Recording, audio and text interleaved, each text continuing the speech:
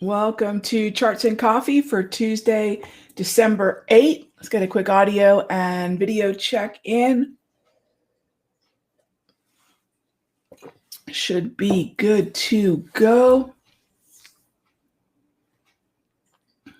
Good to see everybody. All right, let's get to it, shall we? Okay, so kicking off our show. Yes. Good morning. Good morning. Good to see everybody. All right, so let's get to it. I'm going to jump into a few things here to kick off the morning. First thing I want to jump into is just reminding everybody as we get into December 8th, we are in about a 5-week window before the next earnings season as we go into January. Now, I know it's funny to think about January now. I mean, we just kicked off December, but if you take a look at this chart, let me zoom in here just a bit. If you take a look at this, I don't know if it's a chart, this list, if you take a look at this list and what we're going to be preparing for as we're looking for trends and playing what's known as a run into earnings, this is the list you want to start with. This is over at Estimize, free site. The calendar is a big part of what we do here in the morning. And so kicking off that slightly longer term view of how we want to prepare for some of these trends, this is a great place to start. Now let's zoom into today, and we're going to do that at Forex Factory and or Trading Economics. And I say and or because Trading Economics is particularly useful for any kind of Fed speech activity that may not be listed on Forex Factory, which does happen from time to time. But you'll notice, as I mentioned yesterday, and I put out in my daily notes to traders,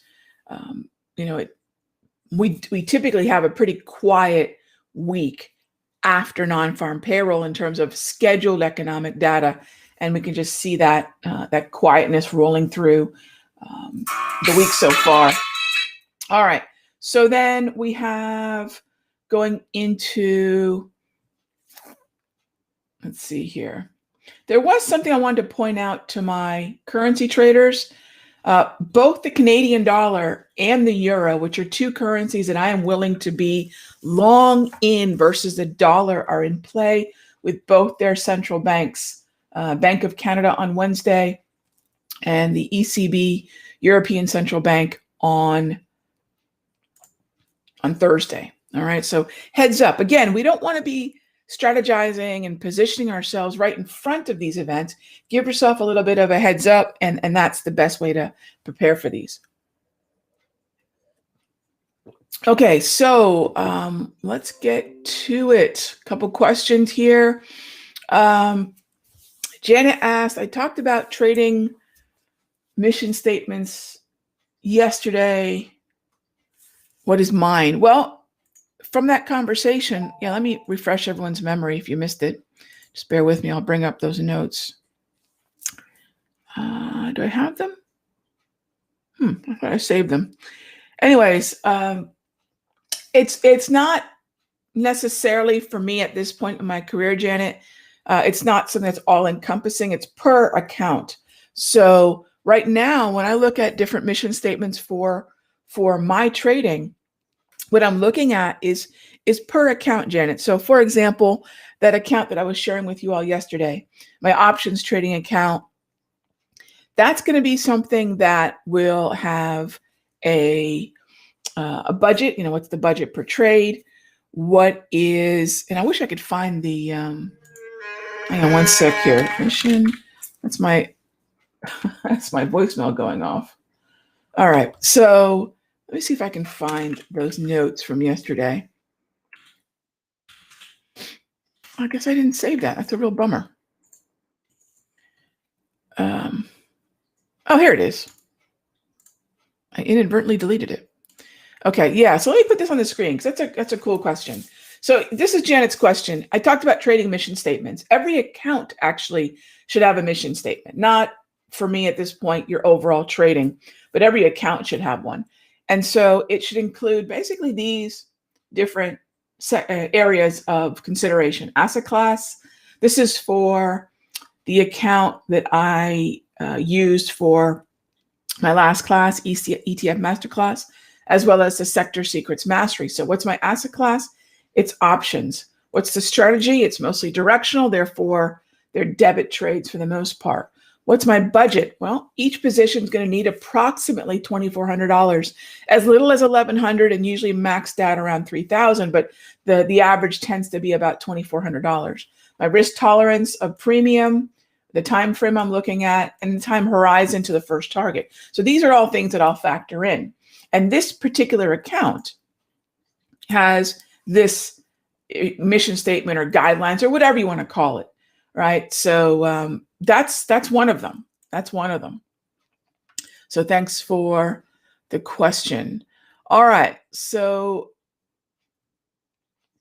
yeah, Bob Marley. Yeah, Bob Marley's the ringtone and Chewbacca's the voicemail notification. Yeah. All right. So we have a question about LI. Okay. All right. Let's go take a look at LI. So right off the bat, I'll notice that it's a yellow market right now, but let's look at the history. Like how do we get here? So you'll notice that for quite some time, LI was a double green, which is terrific. This question from Pablo. Double green, excellent. That means that I've got some clarity. Now, I have no exposure to this, so just let me make that really abundantly clear. But if I were to do anything on this pullback, I'd be open to getting long. A couple of things we want to be aware of. Proximity to earnings. We know that's not a big deal because earnings just happened back on the 13th of November. We also want to know, perhaps what the news might be surrounding this move lower. It never hurts to understand what the psychology could be. Was it a loss of some proprietary edge? Was it an analyst downgrade?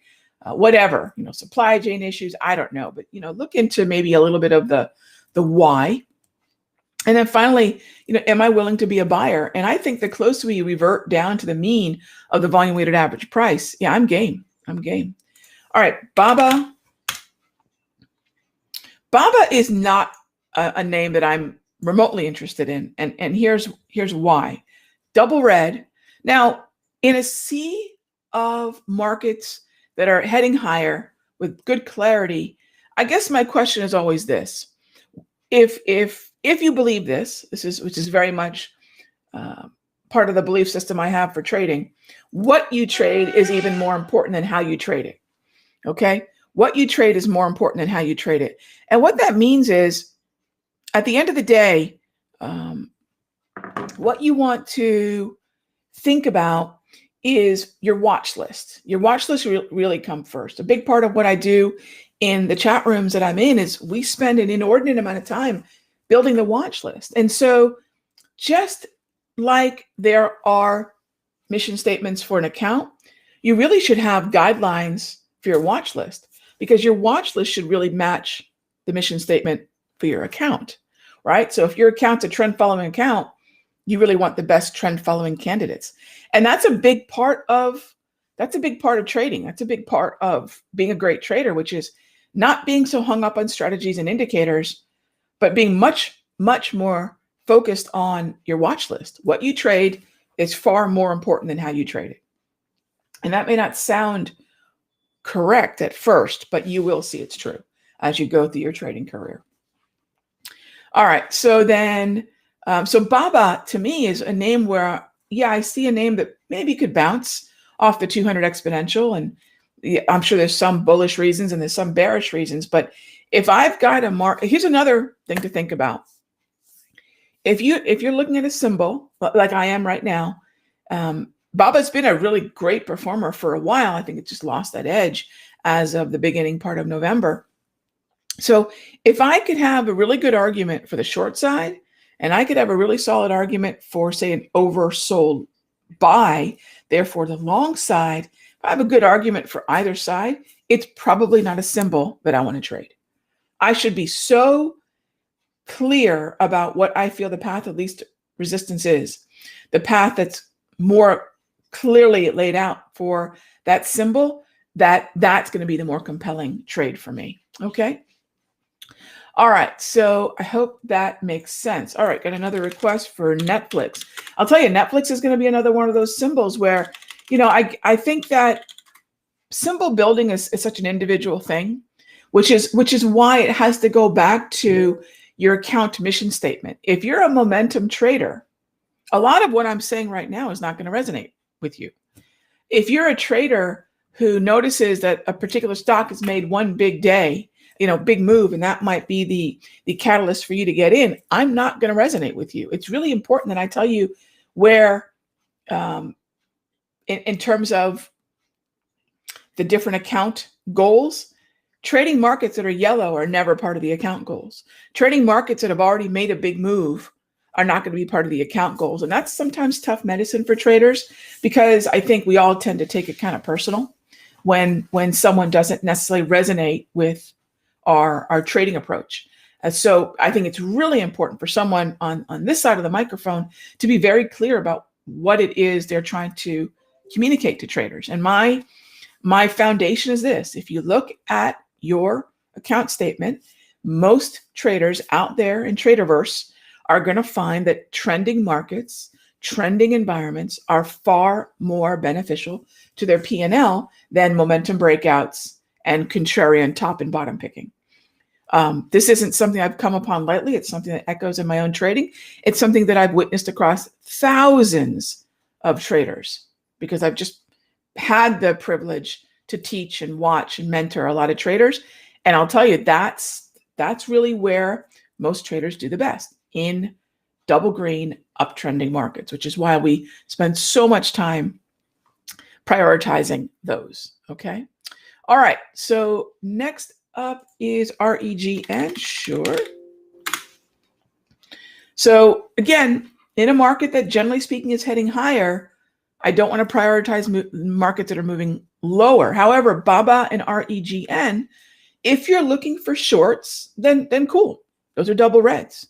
If you're looking for long positions in a double red, you're bottom picking. And that's okay if you have a track record and a strategy and a setup for that. I do not prioritize these. So I hate to say, yeah, of the stocks you guys are mentioning, I'm not going to trade them, but how it's irresponsible for me to say, yeah, those are great names and this is how you trade it. I think, in my position, when someone gives us a symbol, it's really more important if sometimes we say, hey, I'm not going to trade this and here is why.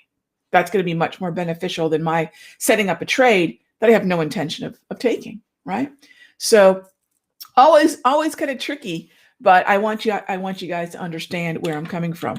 So I see the questions for Tesla. Gang, why am I, this is, all right, so let's go back to this. First of all, if you guys have a specific question about a symbol, that'd be great to share. But if someone says Tesla, well, of course, everyone's going to say Tesla today, or even on the day after we gapped up, right? Because it's moving higher.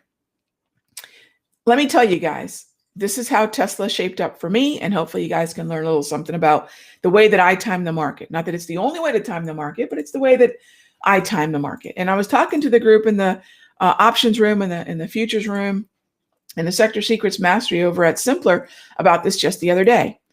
That's when I bought Tesla. I paid 73 points, or otherwise, actually 73.20. So it's $7,320. Okay. Yesterday, I scaled out of one. I've only bought 3 contracts because that's a very aggressive level that I bought at here. I scaled out of one of those at $20,500. Am I interested in buying Tesla today? Not even a little bit. I'm in profit-taking mode. The reason I bring that up is not to be salt in a wound. The reason I bring that up is to really put a microscope on timing. Gang, this is not timing. All right, this is a momentum play, and this is greater fool theory. And as long as you're not the greater fool, terrific. We might see higher highs. Probably could. I think Tesla has been guided by greater fool theory for some time. Greater fool theory, by the way, is not any kind of knock on anybody. Greater fool theory is a psychological reality of momentum trading. As long as you're in on the momentum early, you know that there will be other people that are willing to pay up to buy the thing that you just bought. And if nobody's behind you to pay more for the thing that you just bought, guess what?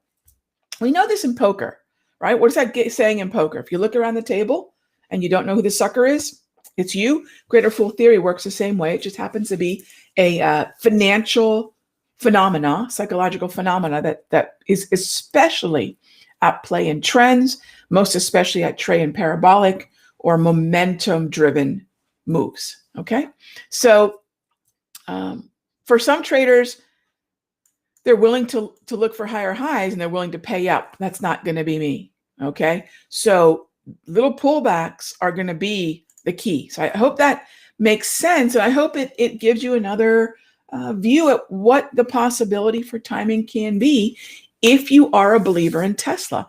And I'll say the same thing about Tesla that I'll say about Bitcoin when people ask me about Bitcoin now. It saddens me.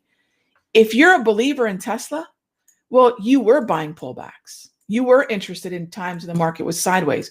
You've got to know the hypothesis. You've got to be a believer into the hypothesis and not just let momentum, like a shiny object, grab your attention, because that is a sure path to destruction. Why so much discussion about Bitcoin at 20,000? Why not that discussion at 3,000, 5,000, 7,000, right? Because once a market's made a huge move, go figure, that's the way Wall Street works. It's why most people lose as well. Keep that in mind.